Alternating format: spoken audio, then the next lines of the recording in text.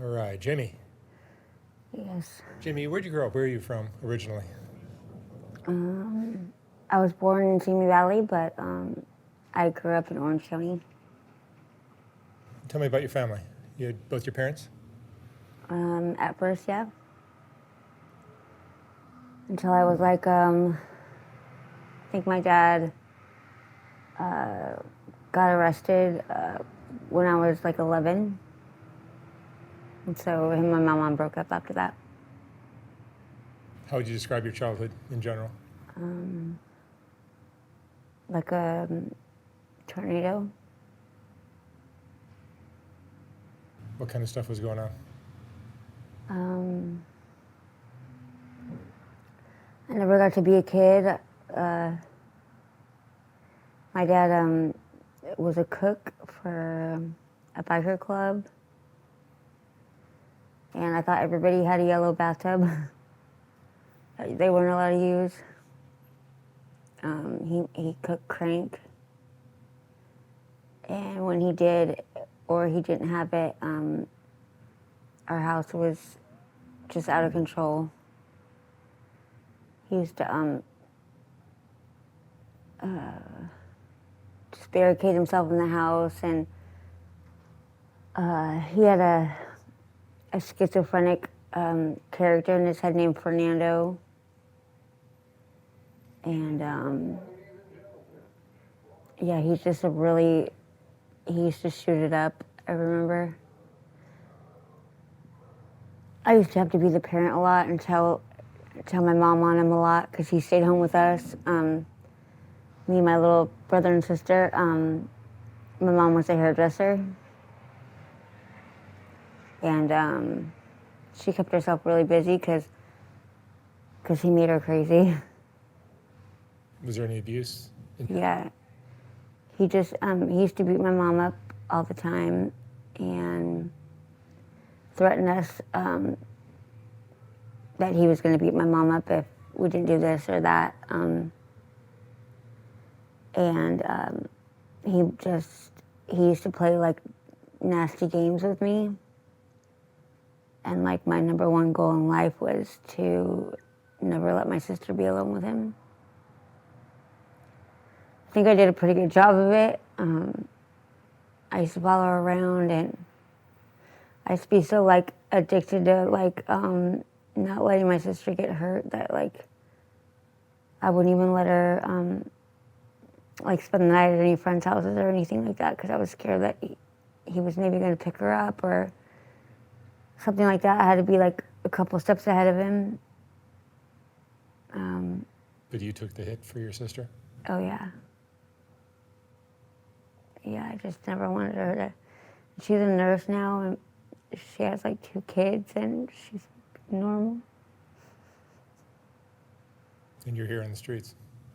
Yep. How long have you been living like this? I ran away from a program, I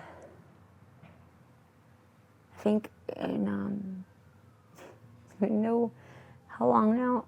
I think it's been like 4 or 5 years that I've been out here on the streets. Before that, I was in Garrison, New York. And then North Carolina for like 10 years. Have drugs been a part of your life? Yeah, since I was 28. How old are you now? I'm 41 only. I just look really old because I feel really old. These streets are like killing me. Yeah, it's rough out here, It's so rough. especially for a woman. Oh yeah. Can't sleep anywhere and feel safe, you know? Right. It's like you want to be in the dark, but then how dark do you want it to be where no one can see you, you know? Or you want it to be quiet, but like how quiet so no one can hear you, or, you know? There's so many crazy guys out here that are like shooting up Crystal and ready for some action, and the total opposite of what I feel like I'm ready for, you know? And it's scary. I've never seen more crazy people in my life, like people that actually lose their mind. I remember just being at this train station the other day and being like, there was 3 people in the bathroom that were talking to themselves, and I was like, when I was a little girl and my mom took me to the train station, I don't remember anybody talking to themselves like this. You know, it's like something's wrong. Like something's different. Yeah, definitely. Mm-hmm. And then it's all over the country too. Yeah. It's not just LA. It's like they lose it. Either you lose it or you don't. Like, you know? And you can watch people come out on the streets and then day by day lose it more. And they don't think they are, you know, but you see it, like, it's scary. What's the worst thing that's happened to you since you've been living like this? Ooh. I think realizing that, like, demons are real and to the opposite end, God's real too, but, like, I never sat and thought like that it wasn't a fairy tale or something, like something just to scare you. But being out on these streets at 3 o'clock in the morning, 4 o'clock in the morning, and if you still don't believe in demons, you're retarded. Because they're real. And they're out here and they're strong, and the person doesn't even know that they have them or that they're a part of it. They're just like, if you tell them what happened last night, they're like, really? Like they don't have any idea. Yeah, it's a different world at 3 or 4 in the morning, isn't it? Oh God. At this hour, it's kind of almost, it appears like it might be somewhat safe. Yeah. You can maybe walk down the street with your kids or something. You could, but at night, it's a different Oh world. God. Yeah. No, I don't know why they feel more comfortable at night, but they sure do come out and get brave, you know? Mm-hmm. I don't think they necessarily even hurt people. They just scare people or something. Do you have children? I have 3. And where are they? They're with their dad. They're not really children anymore. Did you raise them at all? Up until my oldest was 11, and my little ones were like 8 and 7. So no, not long enough, you know. I never thought that I was going to be one of these parents that leave their kids. But it was supposed to be like really quick. I was going to go to rehab and I was going to get better, and then I was going to come back, and I just never got better. They never fixed me.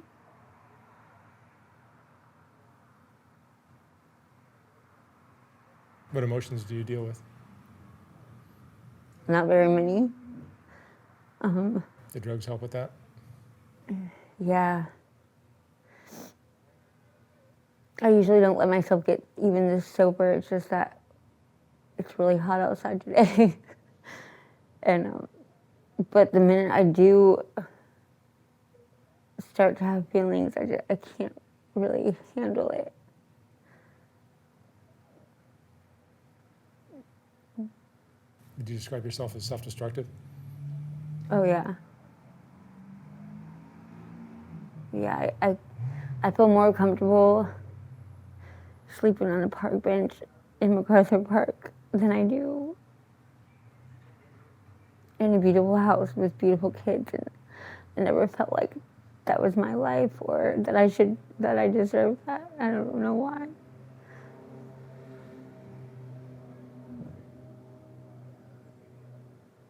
Do you have friends? No. What do you worry about? What are you afraid of at this point in your life? Just that I'm gonna I'm gonna die out here and somebody's gonna have to tell my kids that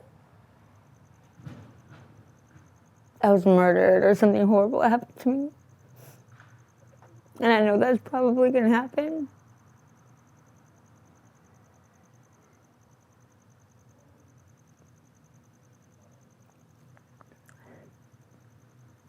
What were your favorite memories as a kid?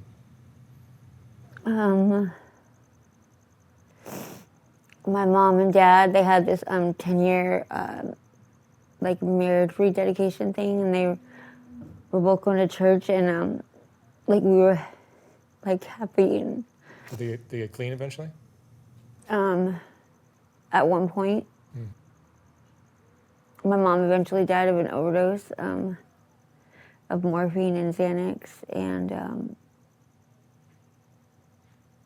my dad's still crazy in North Carolina, like with a bunch of cats living in a trailer somewhere. Yeah. Is this the roughest point of your life right now? Oh yeah. Supposedly God only gives you so much that you can handle, and like I don't know what he thinks, or what he knows, but I just wish he'd give me a break or kill me. You know? Do you believe in God? Yeah. I would think it'd be hard to believe in God seeing what you've seen. It's either hard or it's easy.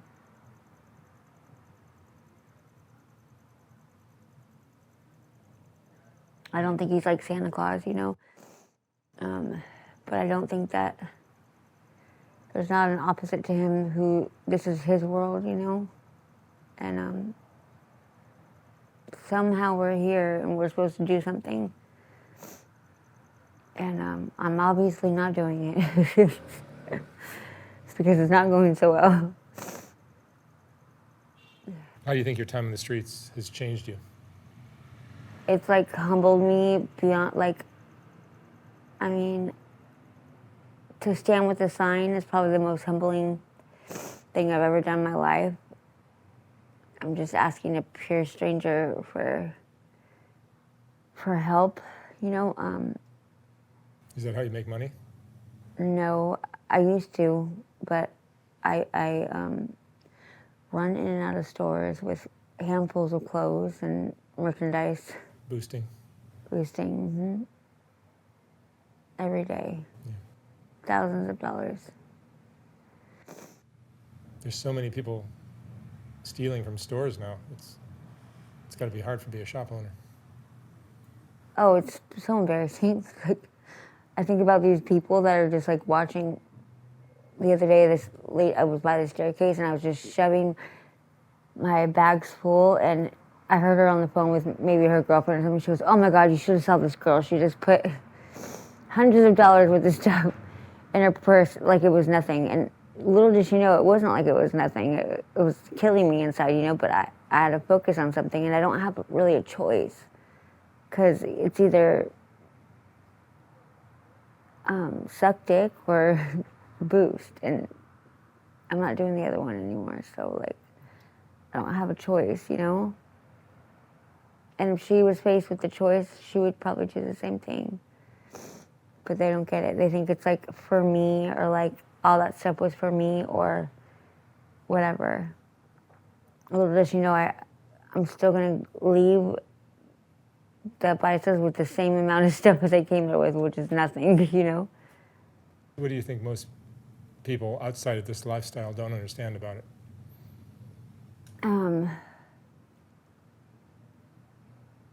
That we get paid pennies, and it's not for us. And no one wants to do this. A lot of us are like upper white or middle class white kids that have a bad drug habit to fentanyl. And we're tilting our moral compass to get through our day so we can eat and sleep and pay for our drug. And and what looks to you as like fun because we might smile or laugh. It's what we have to do to like not cry.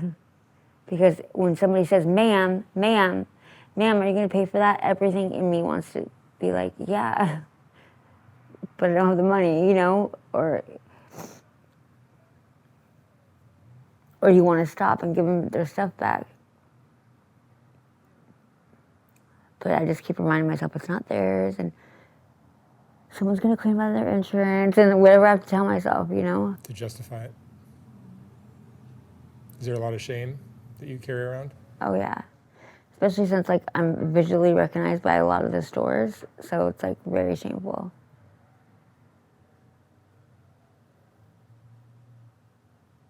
Yeah.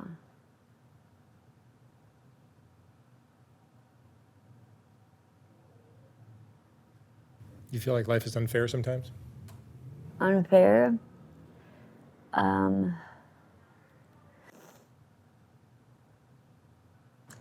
don't know about unfair, because I might remember some things I don't.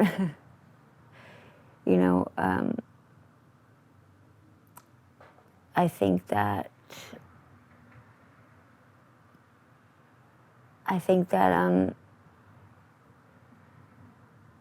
there's only so much somebody can handle, though, and then what? Like, am I supposed to go crazy, or am I supposed to just get sober?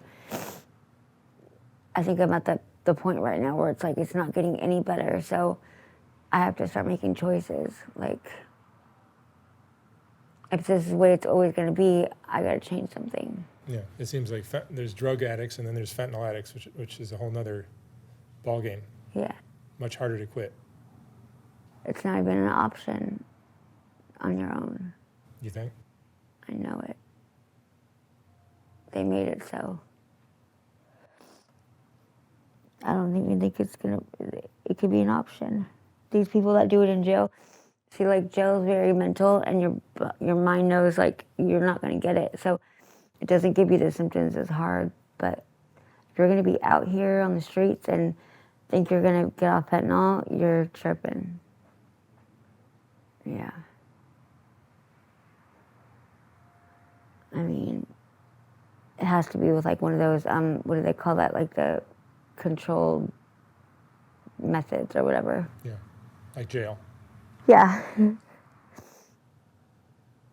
Sometimes I feel like, oh God, when I'm about to get arrested, you know, I feel like, oh, maybe, you know, in the back of my head, I'm like, okay, here I go. And then they don't take me, ever. You don't stay. No, I've never been taken to jail. Oh, is that right? Mm-hmm.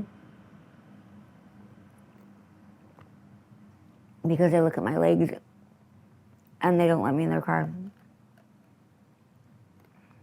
Yeah. Yeah, tell me about your legs.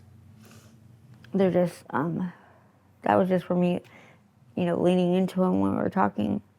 But they're all edema and heavy. They're swollen from what? From fentanyl? I guess so. I don't know what else. It's probably mostly water retention. Yeah, it's all edema, all water. And then they start to have sores on them and infection. And then they burn and itch. And then during the night, I must scratch them and poke and prod them, you know, and when I'm not realizing it or when I'm high. And then I pay for it later, you know. And it just keeps getting worse. And I notice so many people with it. And then I see them in a wheelchair, and then I see them not even in a wheelchair. They're like in a hospital somewhere, or I don't know what happened to them. But they call it cellulitis. What's your biggest regret? Ooh.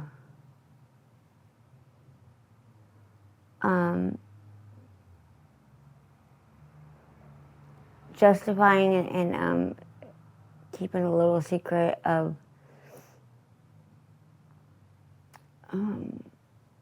pills and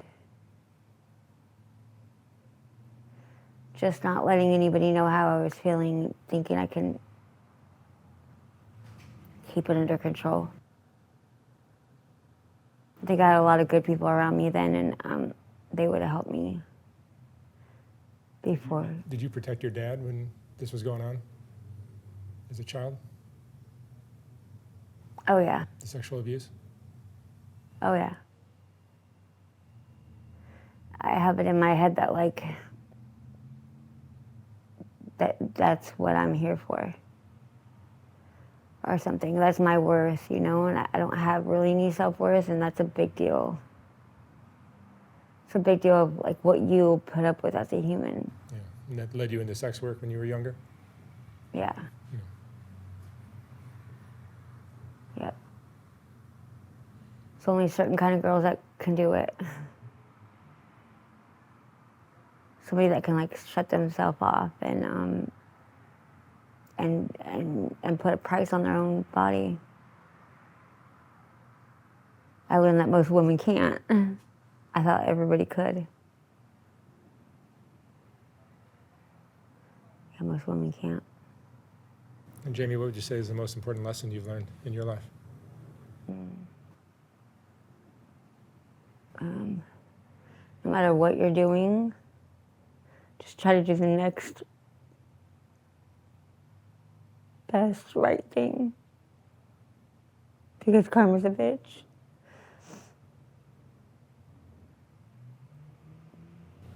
All right. Jamie, thank you so much for sharing your story. Thanks. I wish you the best of luck out there. Thank you.